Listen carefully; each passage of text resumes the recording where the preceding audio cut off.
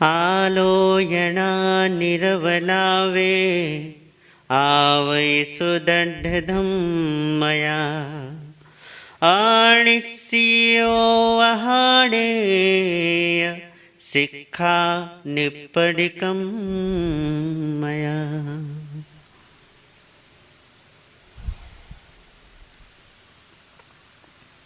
आलोचना, निरअपलाप, आपत्ति में धर्म में दृढ़ता, अनिश्चित उपधान, निष्काम तपस्या और शिक्षा, इन 5 योग संग्रहों पर, अध्यात्म योगों पर आपने श्रवण किया।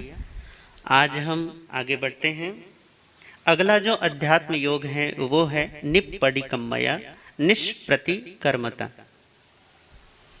निष्प्रतिकर्मता का मतलब होता है शरीर की साज सज्जा नहीं करना। शरीर की साज सज्जा नहीं करने से तात्पर्य यही है कि अत्यधिक शरीर पर आसक्ति आपके अध्यात्म में एक रुकावट है।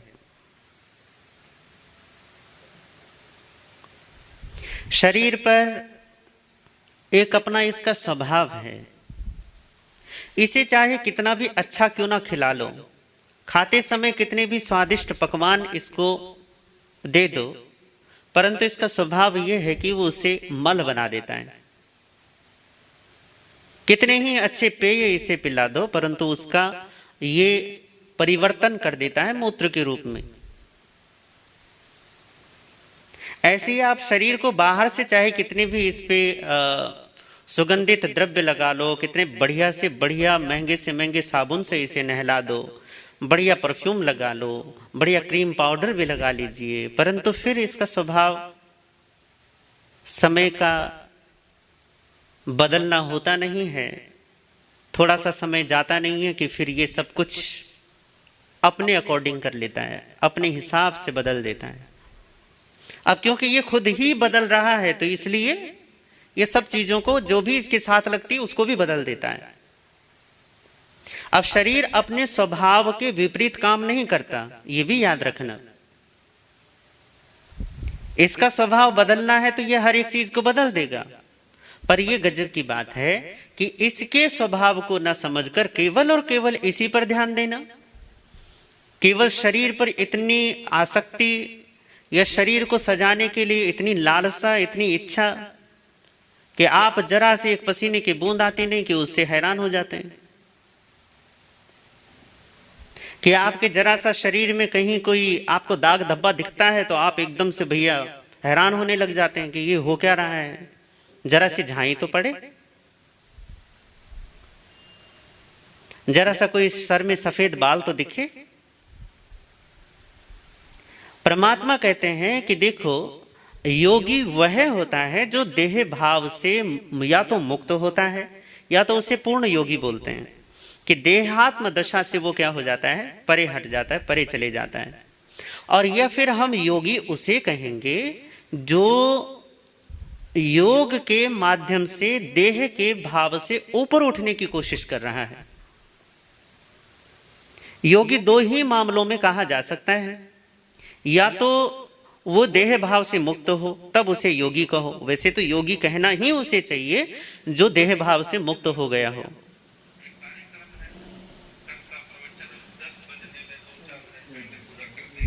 परंतु यदि कोई देह भाव से मुक्त नहीं है और मुक्त होने की चेष्टा भी नहीं है, केवल शरीर की आसक्ति, देह का भान इतना है कि बस ठीक है, कपड़े बढ़िया साफ सुथरे पहन लो और बढ़िया नहा धो लो, बढ़िया खा पी लो, बढ़िया शरीर का रख रखाव कर लो, बढ़िया साफ शुद्धि जो भी शरीर की होती है कर लो, बस इतना सही यदि आपके जीवन का ध्येय है तो आप निश्चित तौर पर योगी नहीं है, साधक नहीं है।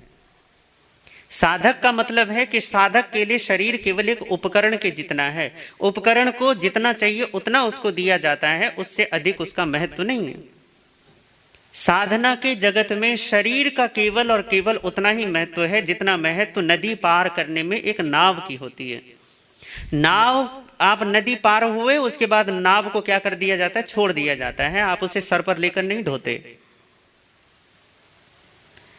परमात्मा महावीर ने भी नाव इस शरीर को क्या कहा है कि ये शरीर को नाव बोला है, जीव इसमें नाविक है, परंतु पार वही होगा जो इससे ऊपर उठने की कोशिश करेगा।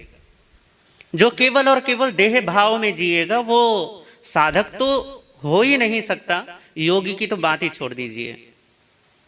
साधक का लक्षण यही है कि वो अब शरीर से मुक्त होने की कोशिश में लीन है, शरीर से ऊपर उठने की कोशिश में वो प्रयासरत है।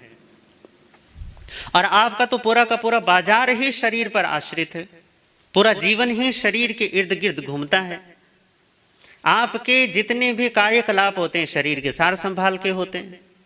भोजन तो शरीर के लिए, वस्त्र तो शरीर के लिए, बाजार तो शरीर के लिए, घूमना फिरना, देखना चलना, बोलना सुनना, खाना पीना सब कुछ शरीर के लिए।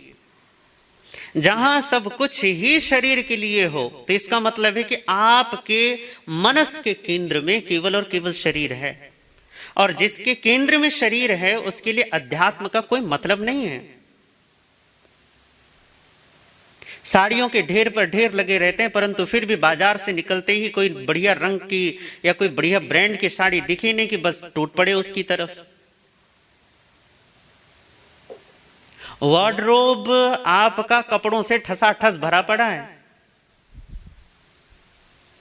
परंतु फिर भी और चाहिए। अभी इस तरीके के नहीं, देखो इस फैशन के मेरे पास कपड़े नहीं है, इस फैशन की चूड़ियां नहीं है, इस फैशन का मेरे पास ये क्रीम पाउडर नहीं है। और पहले तो पता क्या होता था, पहले आप दूर दूर तक यदि देखते थे ना तो आपको केवल औरतों के ब्यूटी पार्लर दिखाई देते थे।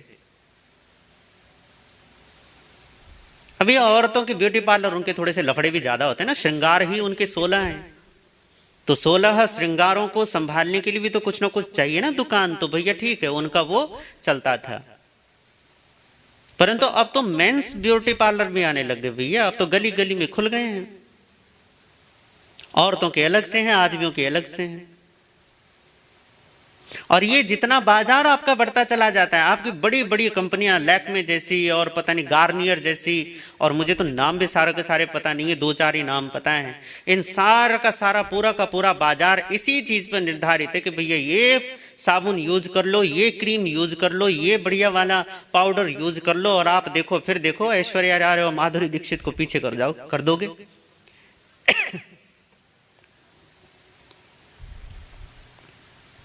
लगभग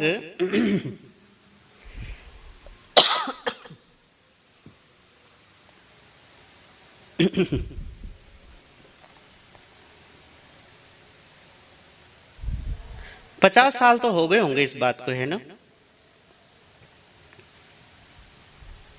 आपका जो लक्स साबुन जो घर घर में यूज होता है, इसकी पहचान इतनी कैसे बन गई?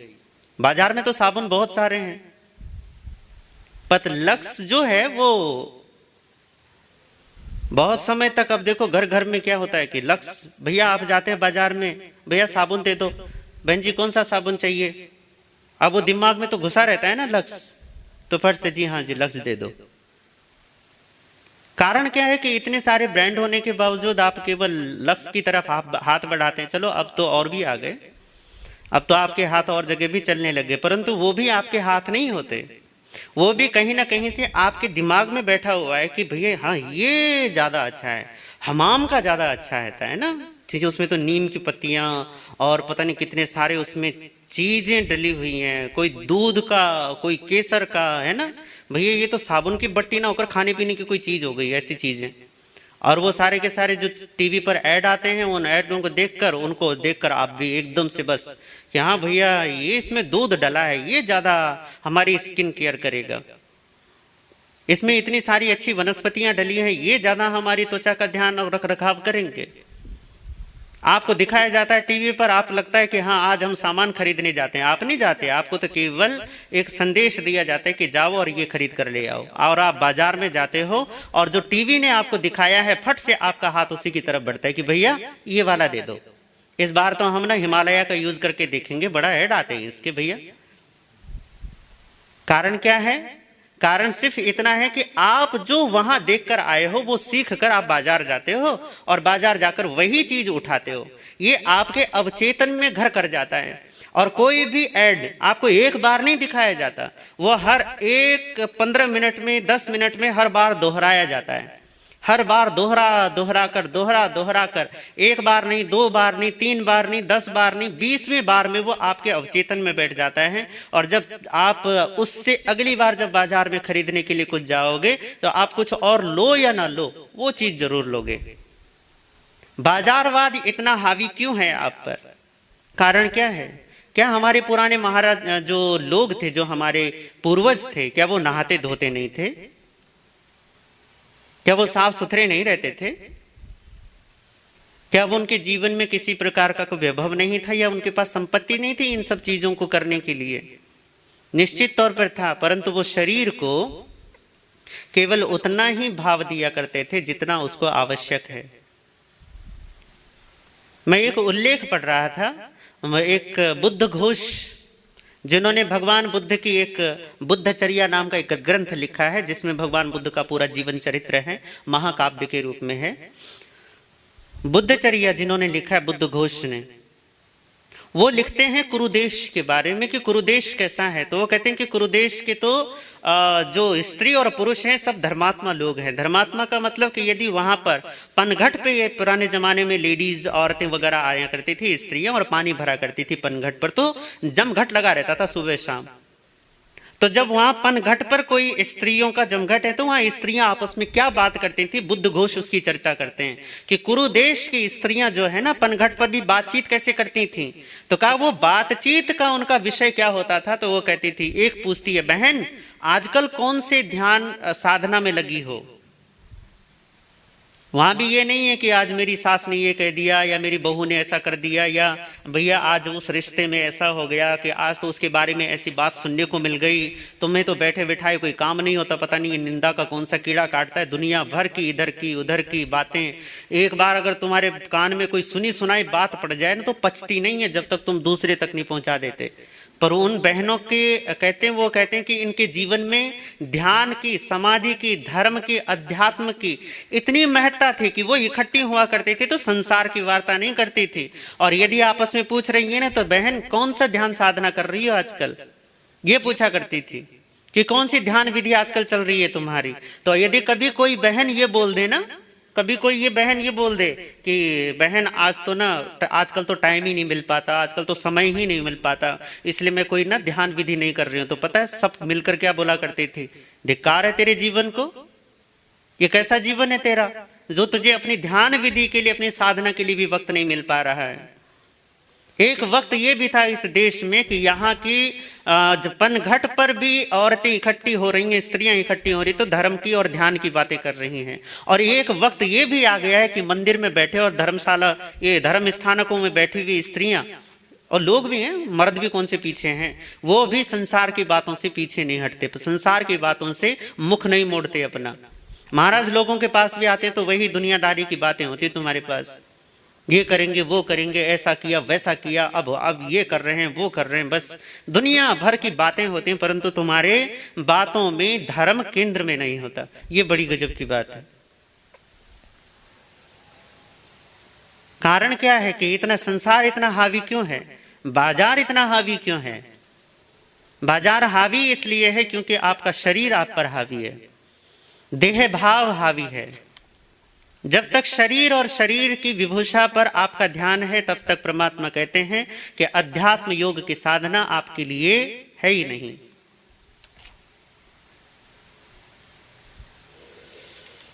शरीर का रखरखाव अवश्य होना चाहिए, शरीर की चिंता अवश्य होनी चाहिए, परंतु शरीर की चिंता ऐसे होनी चाहिए कि भैया ये साधन है, मुझे अपने साध्य तक जल्दी से जल्दी पहुंचना है, जल्दी से जल्दी। आप एक नाव की सुरक्षा का केवल इसलिए ध्यान रखते हैं क्योंकि वो नदी से पार जाने का माध्यम है। पर यदि आप नदी में रहकर ही नाव को सजा रहे हो भैया, तो एक ना एक दिन तो इसने डूबना है। इसकी नियति में यही है कि इसने डूबना है, और डूबना है तो डूब कर रहेगी। तुम कितनी भी प्रयास और पुरुषार्थ कर लो इसके बचाने के, ये बचने वाली नहीं है। तो ये डूबे उससे पहले पार हो जाओ। और यही है कि केंद्र में रहकर, अपने इस शरीर में रहकर अपने केंद्र को मत भूलो। अपने स्वभाव को विस्मृत मत करो। तो परमात्मा ने क्या कहा? निष्प्रतिकर्मता, निष्प्रतिकर्म हो जाओ, कि शरीर के लिए इतना बहुत ज्यादा देह भाव में रहना, इतना ज्यादा इसको सजाना संवारना, इतना ज्यादा फैशनबाजी में उतरना, इतना ज्यादा कपड़ों के प्रति लालसा, इतने प्रति ये कॉस्मेटिक जो चीजें होती इनकी इतनी मारामारी, इतनी ज्यादा शरीर को बस ये खिला दूं वो खिला दूं, इतना वो, इन सारी चीजों के लिए यदि केवल और केवल और केवल और केवल शरीर ही है, तो निश्चित तौर पर आप मानो कि आप यदि धर्म करते भी हैं तो उसका लाभ क्या है? क्यों? कारण क्या है? क्योंकि सारे धर्म का, सारे अध्यात्म का केवल खेल इतना है, केवल इतना सा खेल है कि शरीर से हम भिन्न हो जाएं, अपनी एकता में, अपनी पहचान में, जो हमारा अपना स्वभाव है उसमें आ जाएं। केवल इतना ही खेल है अध्यात्म का। इससे ज्यादा और क्या चाहते हो अध्यात्म से? पर अध्यात्म, एक तरफ तो आपका अध्यात्म चलता है, आपका धर्म ध्यान चलता है, मंदिर और सारा का सारा, और दूसरी तरफ शरीर की आसक्ति, शरीर का पोषण भी चलता है। तो ऐसा नहीं चलेगा भैया, अंधेरा और उजाला एक साथ नहीं चलता। प्रकाश है तो इसका मतलब है अंधेरा नहीं है, और अंधकार है तो प्रकाश नहीं है। देह भाव है यदि शरीर को ही सजाने का, संवारने का और उसके रख रखाव का ध्यान है, तो इसका मतलब अध्यात्म अभी आपके केंद्र में नहीं है। धर्म केंद्र में आता है तो सबसे पहले देह का भाव छूटता है, सबसे पहले देह की उपेक्षा होती है। पर यदि देह की उपेक्षा नहीं हो पा रही है तो इसका मतलब है कि भैया मार खा रहे हो कहीं, और मार खाने की कोशिश चल रही है, और भटकोगे। भटकना चाहते हो तो ठीक है, फिर तो जितना इस शरीर को पालना है पालो। पर यदि आप कहीं भटकना और अटकना नहीं चाहते तो शरीर का केवल उतना ही रख रखाव, उतना ही ध्यान रखो जितनी की बस उसकी जरूरत है, उससे ज्यादा नहीं।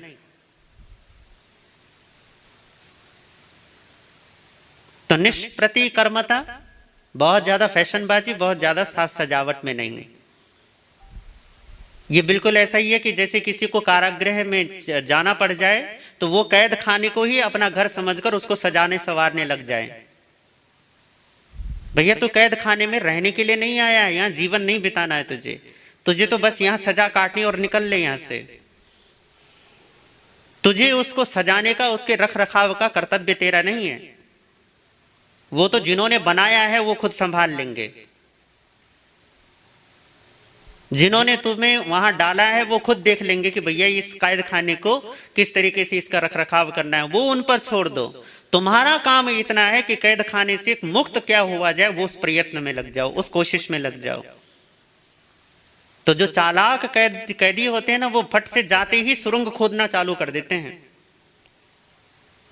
पकड़े जाएं वो बात दूसरी है, पर तुम्हारे लिए तो कोई पकड़ने वाला भी नहीं है ना। यदि तुम मुक्त होना चाहो तो कौन बाधा बन सकता है? हाँ, अपने शरीर की आसक्ति पकड़कर तुम खुद बाधा बन जाओ, ये हो सकता है। तो जैसे ही शरीर में आओ तो शरीर में थोड़ी समझ पैदा करते ही भैया इसकी आसक्ति से मुक्त होने की चेष्टा में लीन हो जाओ। सनत कुमार चक्रवर्ती के विषय में हमारे यहाँ पर कथा आती है। अनिंद्य सुंदर थे, 1008 लक्षणों से सुसंपन्न शरीर था। देवताओं को भी ऐसा शरीर सौभाग्य प्राप्त न हो जैसा शरीर सौभाग्य उनको प्राप्त था। इतने सुंदर, इतने दिव्य, इतने अभिभूत सौंदर्य के धारी, गजब। जो भी देखते सनत कुमार पर मोहित हो जाते।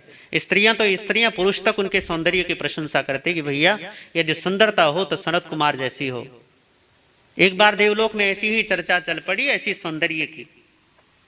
तो वैसी देवता कहने लगे कि जी अब इंद्र की सभा है, शक्रेंद्र की सभा, तो बोलने लगे कि चाहे कुछ भी हो, सौंदर्य तो जैसा देवलोक में है ऐसा कहीं नहीं हो सकता।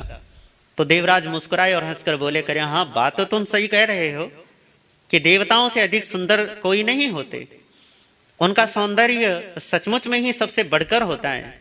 परंतु इस समय धरती पर जम्बूद्वीप में और वहां भरतखंड में, और भरतखंड में हस्तिनापुर में राजा या चक्रवर्ती सम्राट सनत कुमार जैसे सौंदर्यशाली हैं, ऐसा तो कोई देवता भी नहीं है।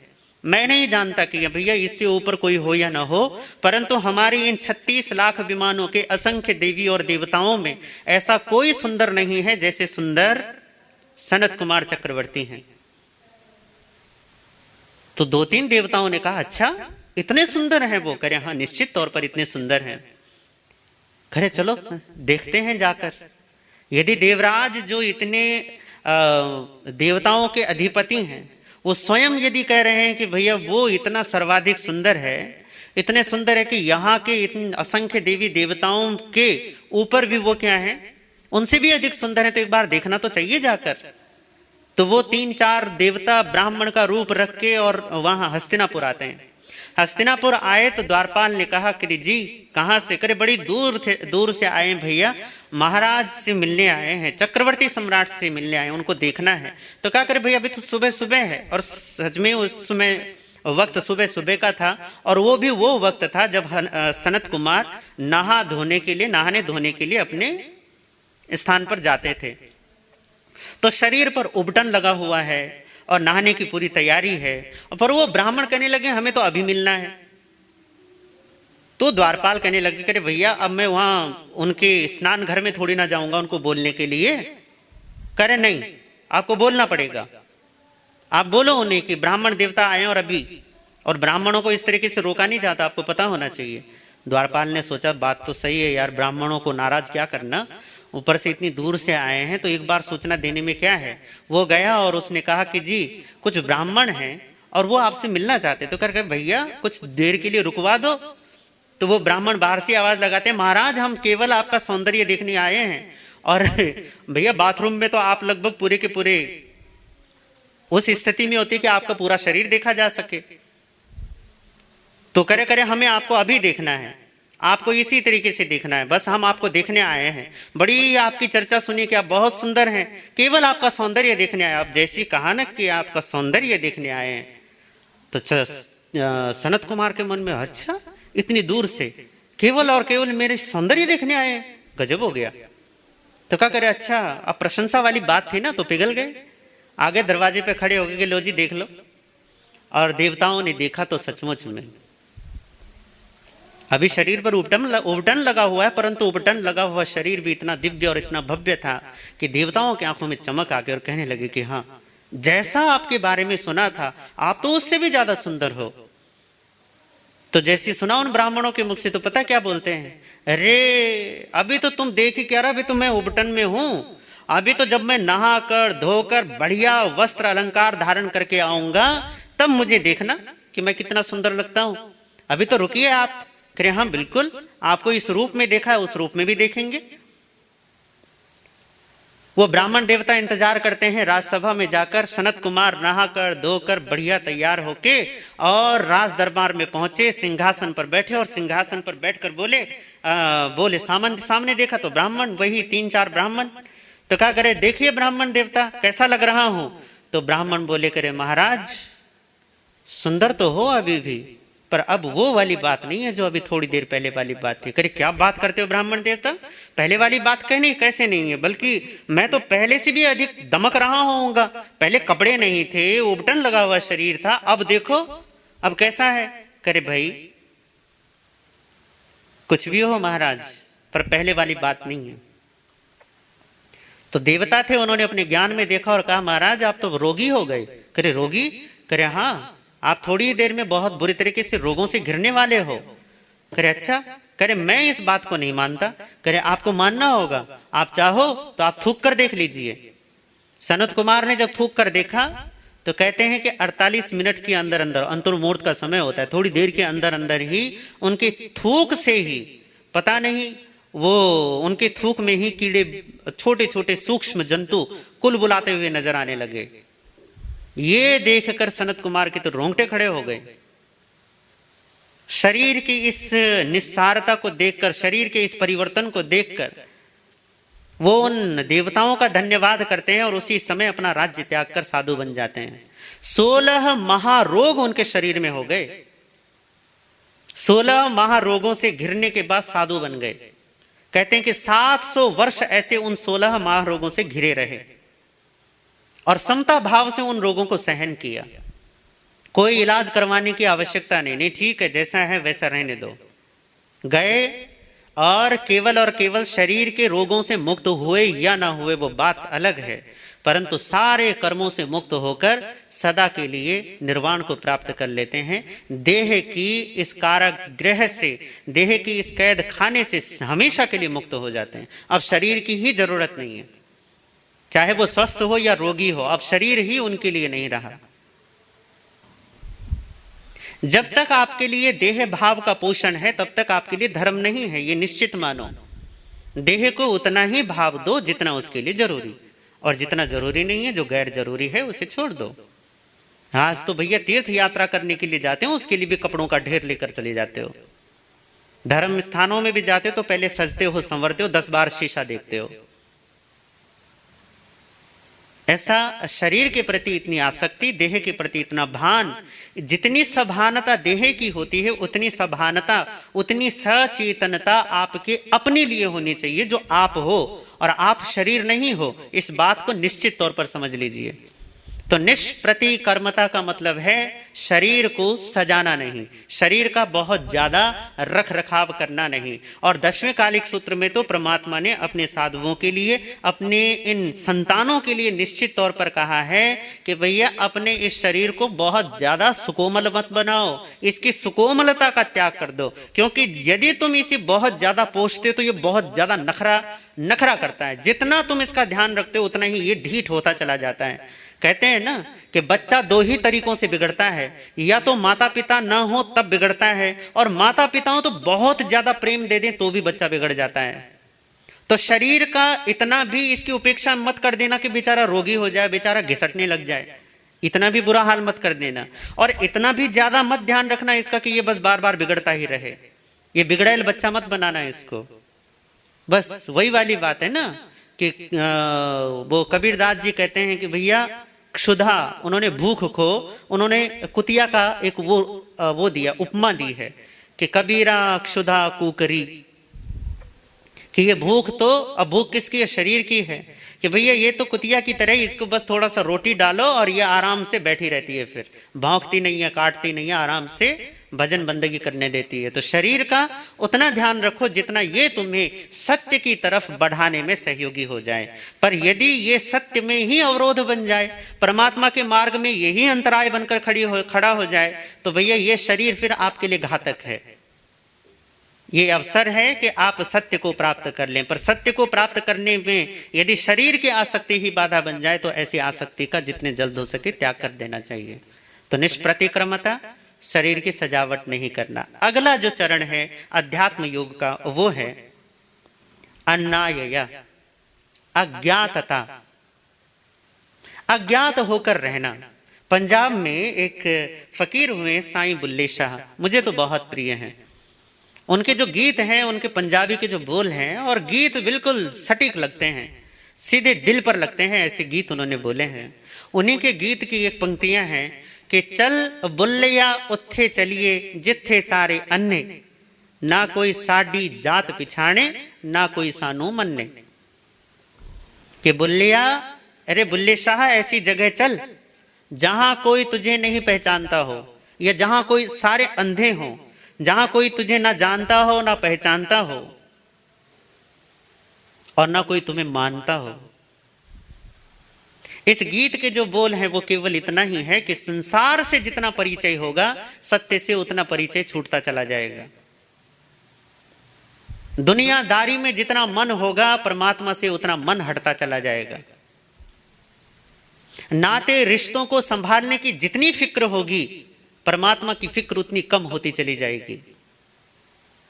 मीरा जैसी भक्तन भी हुई हैं भैया, जिन्होंने परिवार की, नातों की, रिश्तों की चिंता नहीं की, परंपराओं की फिक्र नहीं की, भक्ति की फिक्र की, कृष्ण की फिक्र की, तो कृष्ण को पा गई। आप संसार की फिक्र करते हो बहुत अधिक, संसार भी पूरी तरीके से नहीं संभलता। नाते रिश्तों की इतनी फिक्र करते हो, इतनी चिंता करते हो, भैया एक बार सत्य की फिक्र करके देखो और देखना कि पूरा संसार न सुधर जाए, पूरा संसार, सारे नाते रिश्तेदार न संभल जाए, तो नाम बदल देना। तुम सब कुछ संभालने के चक्कर में सब कुछ खो देते हो, उस एक को संभाल लो जिससे सब संभल जाते हैं। तो अज्ञातता का मतलब है अज्ञात हो जाना, अज्ञात होकर रहना।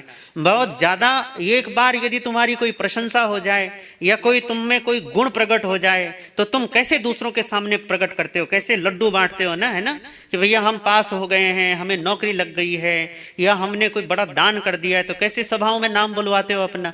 अज्ञात होने की, अज्ञात रहने की हिम्मत है? कोई तुम्हें ना जाने, कोई तुम्हें ना देखे, साहस है इतना? नहीं है। 2 दिन यदि परिवार वाले उपेक्षा कर दें तो तीसरे दिन डिप्रेशन के शिकार हो जाओगे, इतने बुरे हाल हैं। मन को साथी चाहिए, मन को पहचान चाहिए, उसके अहंकार को टिकाने के लिए कोई ना कोई सहारा चाहिए, और उस अहंकार को टिकाने के लिए दूसरे दें या ना दें, तुम खुद पैदा करने के लिए तैयार रहते हो, अपने में गट्स लाते हो कि भैया लोगों को प्रशंसा करने का तो हो। मैं तो कई बार लोगों को देखता हूं कि घर में भैया तुम कर्जे से तो तुम्हारा व्यापार धंधा चल रहा है, परंतु समाज में दान जरूर देना है। क्यों दे रहे हो भैया समाज में दान, किस लिए? करे क्योंकि भैया इससे ना समाज में पहचान बनती है, समाज में नाम होता है कि दान तो दे रहे हैं।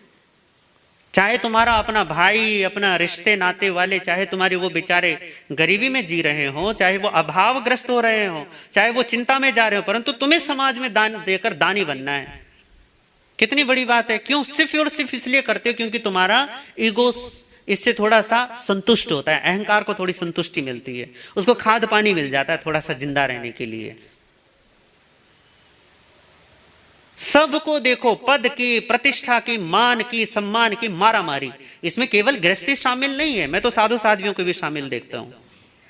उनको भी पद प्रतिष्ठा चाहिए, घर छोड़ दिया, बार छोड़ दिया, संपत्ति छोड़ दी, नाते रिश्ते नाते सब छोड़ देते हैं, परंतु ये पता नहीं अहंकार की ऐसी बीमारी है कि भैया पद अलग से चाहिए। साधु होना पर्याप्त नहीं है। हाँ, नाम के आगे प्रवर्तनी, उपप्रवर्तनी, प्रवर्तक, उपप्रवर्तक, फलाना, जिन शासन, चमत्कारी और पता नहीं क्या क्या अलाना फलाना, मुझे तो वो पद, हमारे यहाँ पे उपाधि कहते हैं पदों को, उपाधि। उपाधि का मतलब पता है क्या होता है? बीमारी, रोग। और ये अहंकार का ऐसा रोग है कि भैया चाहे सब इसमें शामिल है, इस दौड़ में। हमें चाहिए क्या? चाहिए भैया? नाम चाहिए, पद चाहिए, प्रतिष्ठा चाहिए। किस लिए चाहिए? प्रतिष्ठा का मतलब होता है अपने आप में स्थित हो जाना। यहां तुम्हारी प्रतिष्ठा हुई नहीं, यहां तुम स्थिर हुए नहीं, और दुनिया की तरफ भागते हो, दुनिया की तरफ रचते हो। फिर नाम कमाने के लिए ऊंचा, सबसे ऊंचा झंडा रहे हमारा, बस मेरा ये झंडा सबसे ऊपर दिखना चाहिए, नाम आना चाहिए, है ना।